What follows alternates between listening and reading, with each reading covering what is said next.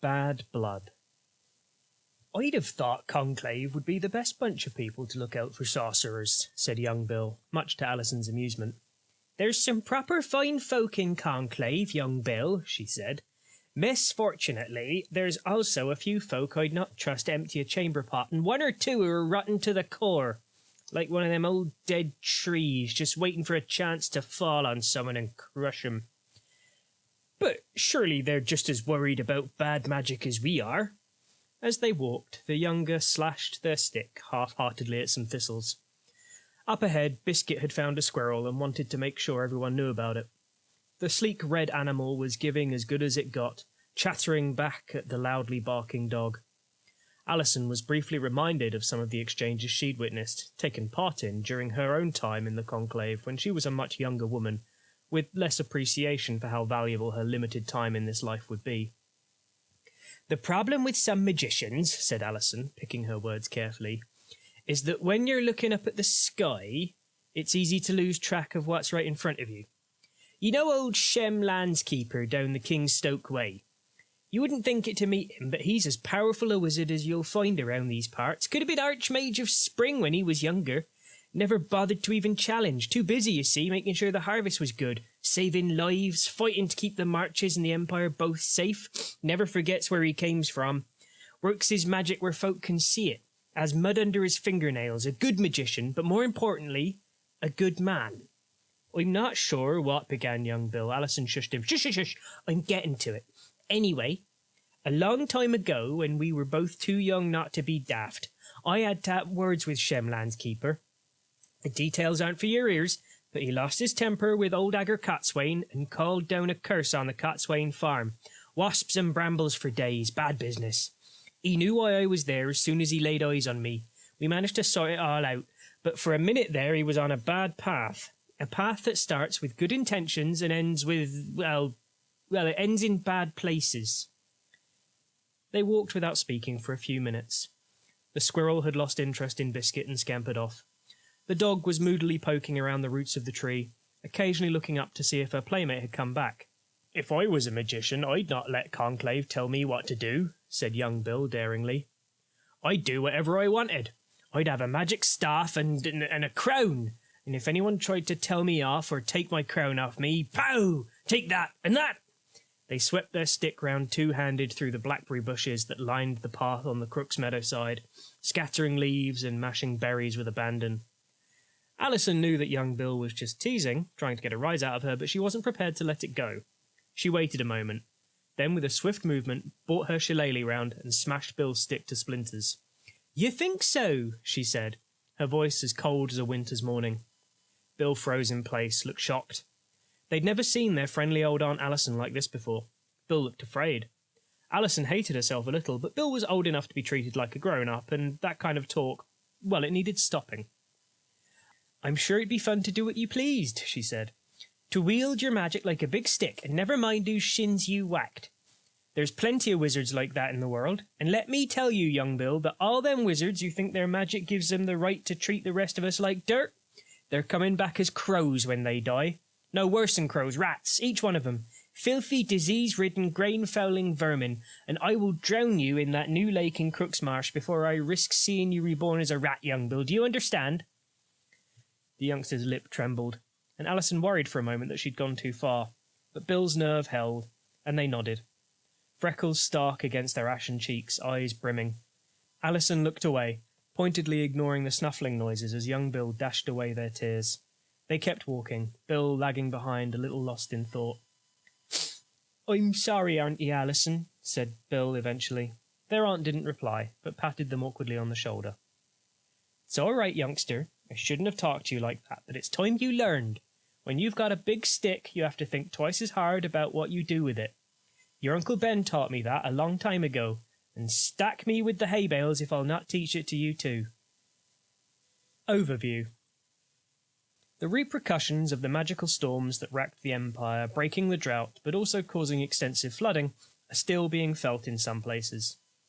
The waters are receding, but leaving behind them all the usual problems caused by floods. Mud covers everything and needs to be cleaned.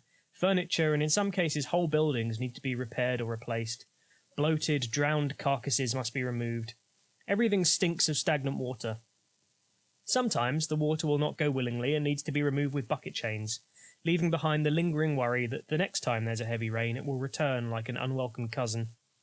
Mostly, though, life is returning to normal.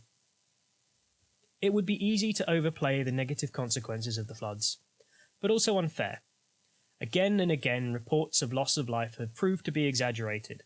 There has been some loss of life, but no more than might have died in any terrible storm. Fewer, arguably, given that there were ample warnings of what was to come, and people were able to make preparations. Property damage has been extensive, true, but the mud churned up by the rising waters has left a thin layer of very fertile topsoil in its wake. Herb gardens and farms are doing very well out of the magically infused waters, thank you very much. The floods have also left opportunities in their wake, and the Senate has stepped up to deal with the worst of the damage. But while the physical damage caused by the storms is being addressed, the recent tempest has reinvigorated discussions about the responsibilities of the imperial conclave and the dangers of sorcery. Debates that started amongst the threshers of the Marchers and their concerns about rivers run red have spread to other nations. That the conclave should be the arbiter of what is or is not a proper use of magic is not particularly in question.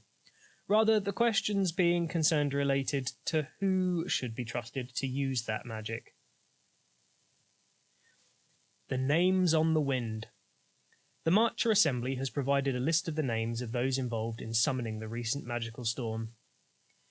Regarding the casting of thunderous deluge, the following cast the ritual: Ibis of Netherwatch, Talia of Netherwatch, Galen of Netherwatch, Mercurio and Carian, Achillean of Urizen, Aspasia of Netherwatch. The following directly facilitated the ritual: Fabian de Mille and Arsenio Sanguinio Rezia de Tesarto. Laelius of the Waxing Sun of Urizen took actions which makes them a person of interest. We remind everyone to act within the law on this matter. Investigations by the magistrates, mages of the conclave, and the priests of the synod have begun. Let us work unhindered so we achieve accurate. Jenny Arbour, Marchers Assembly, Autumn Equinox 384 YE, upheld, greater majority 112-0, despite the missing words at the end there. It's common knowledge that the storms were not natural in origin, but rather summoned by imperial magicians in response to the dreadful drought that held the empire at the beginning of the summer 384 YE. Not everyone agrees that the decision to take advantage of the peculiar conjunction and invoke the empire-spanning magical tempest was a good idea, however. Concerned that this might mark a certain laissez-faire attitude to the use of large-scale destructive magic used to harm imperial citizens, several vocal threshers in the marches asked their National Assembly to do some preliminary investigation as to who was responsible. Jenny Arbour provided a list of names, and their peers in the Assembly agreed that the list was accurate. All 6 of those named are prominent Urizeni. Ibis of Netherwatch is the actual Archmage of Spring. Talia and Galen are, by all accounts, heavily involved in Urizen's financial affairs. The former is also the ambassador to the Sarkovan Delves, while the latter is the actual Imperial Inquisitor. Mercurio Ancarian is the former prime factor of the palace docks, and Aspasia of Netherwatch is merchant to Sakura, both presumably with similar interest in Urizen's economic fortunes, Urizen being a nation of mountains where presumably massive flooding is less of an issue. Coincidence? Some think not. Perhaps even more significant is presence of Achillean of Urizen on the list, the single most famous sorcerer in living memory. The conclave apparently reconciled with him at the summer solstice, presumably before he was involved in the casting, but there are threshers who remember that for nearly 2 years the man was considered too dangerous to be allowed to perform ritual magic. The list of those who directly facilitated includes a former Archmage of Spring, the Grand Master of the Order of the Golden Pyramid, and a former Grand Master of the Celestial Arch. Persons of interest indeed. It's easy to imagine that there is something more going on here than a desire to end a drought. Jenny Arbour urges everyone to act within the law on this matter. A few hot heads argue that anyone who calls themselves a thresher should be heading to Anvil to discuss the storms with those involved, because it looks like stagnant water isn't the only unpleasant smell attached to this destructive magic. Fortunately, cooler heads prevail for the most part. Jenny Arbour says that the mages of the conclave and the priests of the synod are investigating. The last thing they need is some well-meaning threshers stepping in and muddying the waters by executing people. Not now, anyway, at any rate. Endorsement and Consensus. The Constitutional Court has chosen to treat the Concord of the Imperial Conclave as equivalent to the new endorsement power. The magistrates have put aside their investigation of the Tempest and the damage caused. While there will not be legal consequences, priests and magicians may still act against those involved.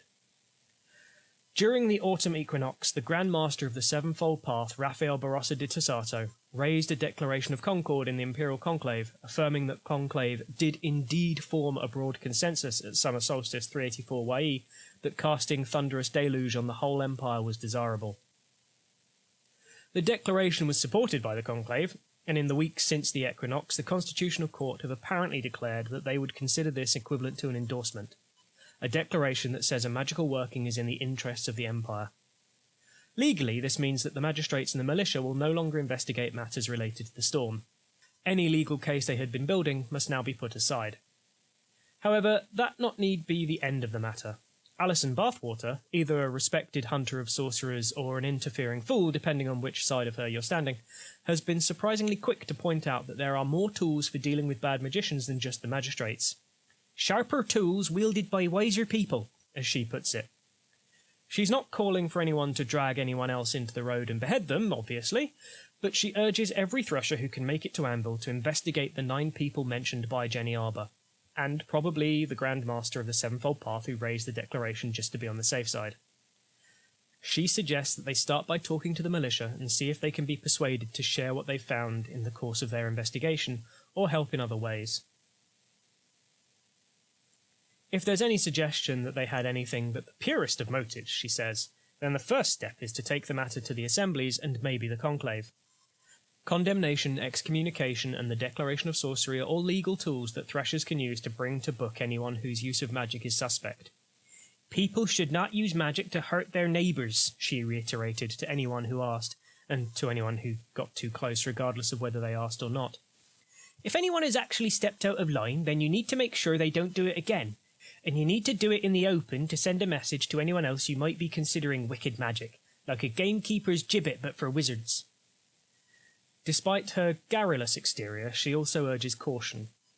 It does nobody any good to punish innocent people. It undermines the cause, it makes threshers look like heedless idiots, and it makes people reticent to do what needs to be done the next time it needs to be done. The Rat Catcher. There is a call for the Imperial Senate to establish a post in the Conclave responsible for leading declarations of sorcery. The recent restructuring of the Conclave has raised some interest among threshers and others with an interest in policing the use of magic. The idea that magic must be used responsibly is not purely a Marcher consideration. In Highguard and Navarre particularly, there are people just as passionate about ensuring that the most destructive tool available to mortals be used to the benefit of humanity rather than its detriment. Many Highborn believe strongly that magical study should be accompanied by a study of virtue, so that a magician can better understand when to use magic and when to refrain from using it. Some Vates look to the lessons of the fall of Teruniel, and the creation of the Valorn as a warning of what hubris can do when coupled with the power of the magician. Both groups broadly agree with the Marcher Threshers that vigilance means keeping an eye on their fellow users of magic, and ideally stepping in before anything disastrous happens. With that in mind, these groups are calling on the Imperial Senate to create a new Imperial title with responsibility for identifying and condemning sorcerers. As the Imperial Censor identifies magic that should not be used, so this new title would be responsible for identifying people who should not use magic. Unfortunately, that's about all they agree on. The Highborn Magisters involved in the discussion are concerned that the title focus on vigilantly monitoring anyone dealing with Eternals. Alison's sect of Threshers call for a Rat Catcher, a Thresher who will investigate and prosecute anyone who uses magic to harm their fellow citizens.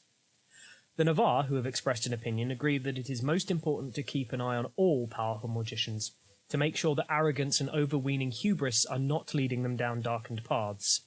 It's no use to prosecute someone for destroying the Empire with magic after the fact.